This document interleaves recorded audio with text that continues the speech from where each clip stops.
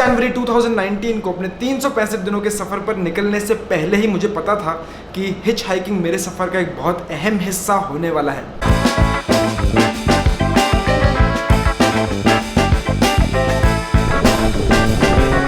Someone was going to be out there on a bike or a car or a truck who was going to take me to my next destination.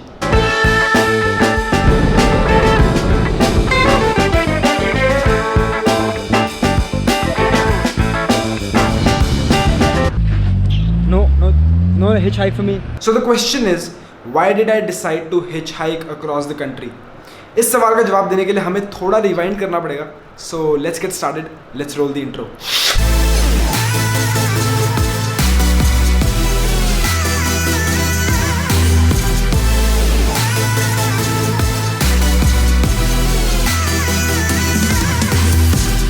दो 2011 से लेकर 2016 तक मैंने अपनी law की degree पूरी करी. 2016 में ग्रेजुएट होने के बाद मैंने इमीडिएटली एज एन एडवोकेट काम करना शुरू कर दिया चंडीगढ़ हाई कोर्ट में. 2018 में ऑलमोस्ट 2 साल काम करने के बाद मेरे दिमाग में सवाल आना शुरू हुआ कि क्या ये काम मैं ज़िंदगी भर करना चाहूँगा. और जितनी बार भी ये सवाल मेरे दिमाग में आता, हर बार जवाब हाँ से दूर जाने लगा. और एक ऐसा पॉइंट आ गया कि मैं काफ़ी फ्रस्ट्रेट हो गया था अपने डेली रूटीन से. मैं कुछ क्रिएटिव करना चाहता था और मुझे चाहिए था एक exciting day to day routine हो, कुछ ऐसा हो जो मुझे बहुत ज़्यादा पसंद हो करना. और मैं रोज़ एक्साइटेड हूँ उठने के लिए, उस चीज़ को करने के लिए. I was 25 years old and I decided to take a break from my law career. But I had some questions in my mind. अब मैं अगर वकालत छोड़ूंगा और कुछ नया ढूंढूंगा तो पहली बात, ये 6.5-7 साल जो मैंने वकालत में लगाए हैं, लॉ की स्टडी में लगाए हैं, उनका क्या.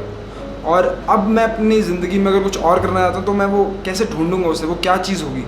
और इन सवालों के जवाब को ढूंढना था मुझे. और जो बेस्ट तरीका मुझे सूझा वो था कि एक ट्रिप पे जाता हूँ मैं.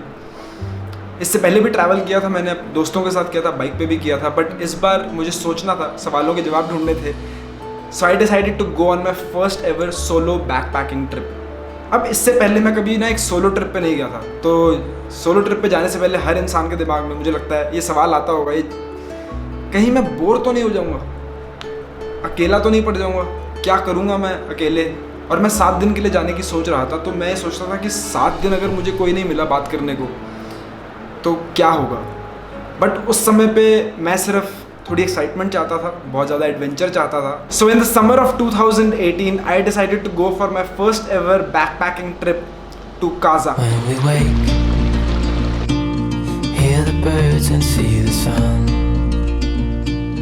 Side by side our fears are done. All the good times just begun.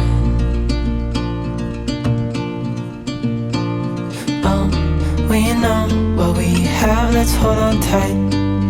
Found what we're looking for in life. Kaza Spiti valley का मेन टाउन है और वहाँ पहुँचने के लिए चंडीगढ़ से बहुत आसान रास्ता है. एक बस मुझे लेनी पड़ेगी मनाली के लिए और दूसरी बस मुझे मनाली से मिलेगी सीधा काजा के लिए. तो मैंने रात को चंडीगढ़ से मनाली के लिए बस पकड़ी और सुबह मैं मनाली पहुंच गया. अगले दिन सुबह 5 बजे काजा के लिए बस जानी थी. मगर मुझे रात को 8 बजे तक ये नहीं पता चला कि उस बस की टिकट मुझे पहले लेनी पड़ेगी, क्योंकि अगले दिन वो बस पूरी तरह से पैक्ड होगी. और क्योंकि रास्ता बहुत ख़राब रहता है तो वो बस में ओवरलोडिंग नहीं करते.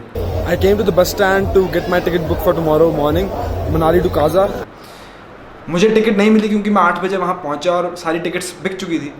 तो मैंने सोचा कि सुबह जाके देख लेंगे. इंडियन बसेस कभी मैंने ऐसा देखा नहीं कि ओवरलोडेड ना हो, तो मेरी होप्स काफ़ी हाई थे कि बस में मुझे खड़े होने की जगह तो मिल ही जाएगी. मगर जब मैं सुबह 5 बजे पहुंचा तो बस वाले ने मुझे मना कर दिया, सॉरी हम आपको नहीं लेके जा सकते. इस पॉइंट पे मेरे पास 2 ऑप्शंस थे. ऑप्शन नंबर 1, एक और दिन मनाली में रुकता और अगले दिन सुबह 5 बजे जाने वाली बस की टिकट खरीद कर उसी बस में काजा पहुँचता.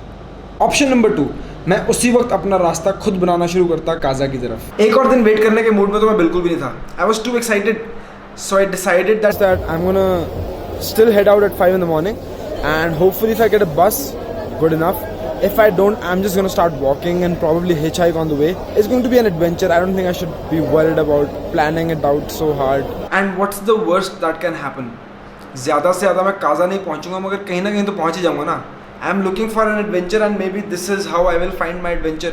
अब मैंने अपनी ज़िंदगी में पहले कभी हिचहैक नहीं किया था, बट मूवीज़ में देखा था कि अगर आप रोड के साइड पे खड़े होकर ऐसे अंगूठा बाहर निकाल के जिस डायरेक्शन में आपको जाना है उस डायरेक्शन में इशारा करेंगे तो इवेंचुअली कोई ना कोई रुक जाएगा. मैंने भी ऐसा किया मगर काफ़ी देर तक कोई नहीं रुका, but eventually someone stopped. Taxi driver थे, 2 किलोमीटर आगे तक जा रहे थे अपनी अगली सवारी को उठाने के लिए, and he was kind enough to give me a ride for those 2 kilometres. मैं बहुत देर से चल रहा था, बैग बहुत भारी था, और वो 2 किलोमीटर की जो राइड थी वो भी मेरे लिए जन्नत जैसी थी, क्योंकि आदत नहीं थी इतना चलने की और इतना सामान उठाने की पहाड़ों पर। उस हिच हाइक के बाद एक और हिच हाइक मिली मुझे। इस बार मनाली के कोई लोकल बिजनेसमैन थे और वो जा रहे थे कोकसर नाम के गांव में जो लेह के रास्ते में आता है। हमारा साथ कुछ 50 से 60 किलोमीटर का था। हमने रोहतांग पास क्रॉस किया, हमने बहुत सारी बातें करी, कुछ कहानियाँ उन्होंने मुझे बताई, कुछ कहानियाँ मैंने उन्हें बताई। रास्ते में जो अच्छे सीनिक स्पॉट्स है वहाँ पे रुक के मैंने कुछ टाइम लैप्सेस निकाले, कुछ वीडियोस बनाई, and it was beautiful. Us crazy, but things are finally right. With you and I, the future is bright.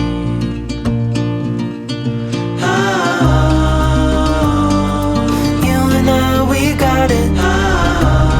और इवेंचुअली हम उस पॉइंट पे पहुँचे। ग्राम्फू नाम की जगह थी जहाँ से हमारे रास्ते अलग हुए।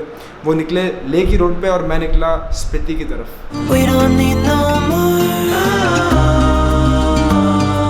Even in the hard times, you and I can weather any storm. अब स्पीति की रोड पे एग्जैक्टली रोड नहीं है, कच्चा रास्ता है, और उस रास्ते पे ना लोग थे ना गाड़ियाँ थी, बट फिर भी मेरी होप्स काफ़ी हाई थी कि कोई ना कोई मुझे हिच हाइक दे देगा, क्योंकि सुबह से 2 हिच हाइक्स मिल चुकी थी, and that was pretty unexpected too. और इसी उम्मीद में मैंने चलना शुरू कर दिया, एंड इवेंचुअली एक आर्मी ट्रक आया और उन्होंने मुझे गाड़ी में बिठाया और मुझे अगले 3-4 किलोमीटर तक छोड़ दिया। This good man from the Indian Army decided to give me a lift for the next 5 kilometers. So I had already done 3 kilometers from Gramfu and plus 5 with my good friend over here. So that's 8 kilometers. But there's plenty more to go, without a doubt. He was even nice enough to say that he'll wait till I get another hitchhike. But I was like, no, I actually want to walk. फिर वो अपने रास्ते निकल गए, कहीं construction का काम हो रहा था और मैंने वापस चलना शुरू कर दिया। चलते हुए मुझे काफ़ी मज़ा भी आ रहा था, क्योंकि काफ़ी खूबसूरत वैली है और रोज़ रोज़ थोड़ी मैं वहाँ पे जाने वाला था, तो मेरे पास वो एक अपॉर्चुनिटी थी कि मैं उसे एंजॉय कर सकूँ। अब दोपहर के कुछ 1 बज रहे थे और मैं चल रहा था। मैंने पीछे देखा कि कोई गाड़ी आ रही है कि नहीं आ रही है, बट गाड़ी तो नहीं आ रही थी। एक बस आ रही थी और वो बस वही बस निकली जिसने सुबह मुझे रिजेक्ट किया था। वो आई, वो रुकी, उसने मुझे गाड़ी में बिठाया। मेरे चेहरे पे एक बहुत बड़ी मुस्कुराहट थी। अगर मैं सुबह 5 बजे उस बस में बैठ जाता, मेरे पास टिकट होती, तो 5 बजे से लेके 1 बजे तक जो भी मैंने एक्सपीरियंस किया था उस दिन, मैं बहुत सारे किलोमीटर चला, 3 अलग लोगों के साथ इंटरेक्ट करता हुआ, उनकी कहानियाँ सुनता हुआ, अपनी कहानियाँ उन्हें बताता हुआ, धीरे धीरे सफ़र करता हुआ वहाँ तक पहुँचा जहाँ पर मुझे फाइनली बस ने उठाया। एक अनप्रिडिक्टेबिलिटी थी मेरे सफ़र में, मुझे नहीं पता था कि मैं आगे कैसे पहुँचने वाला हूँ। वो एक्साइटमेंट जो थी वो ना होती अगर मैं उस बस पे चढ़ जाता। अगर मैं उस बस पे होता तो कुछ देर मैं खिड़की से बाहर देखता, बट इवेंचुअली वो जो बस की एक मूवमेंट होती है उस रिदम में मैं सो जाता और सीधा पहुंचता बस के आखिरी स्टॉप पर। बट ऐसा नहीं हुआ।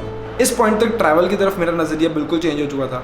It was no longer about the destination, the journey had been so exciting. मेरे को पूरा रास्ता जो मैंने जिस तरीके से किया वो इतना एक्साइटिंग था कि मुझे लगा कि प्लान्स नहीं होने चाहिए, एक डेस्टिनेशन माइंड में होनी चाहिए और आपको देखना चाहिए आप कैसे पहुंचोगे वहाँ पे। जब आपके पास प्लान नहीं होगा तो कुछ भी प्रिडिक्टेबल नहीं होगा और सरप्राइजेज होंगे लाइफ में, और उन सरप्राइजेस को फेस करने में ही मज़ा आएगा। Before I sleep, hear the crickets, see the moon,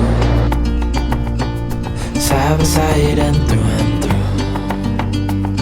No limit to what we can do.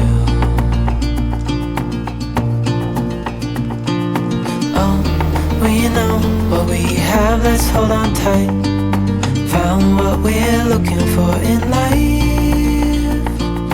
Call us crazy, but things are finally right. With you and I, the future is bright.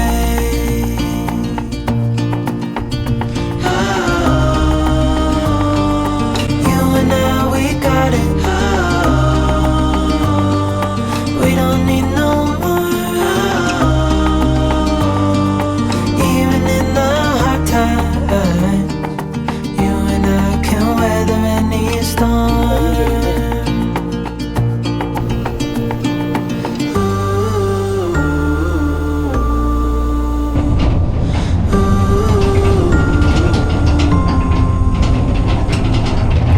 Ticket तो मेरे पास काजा तक का था।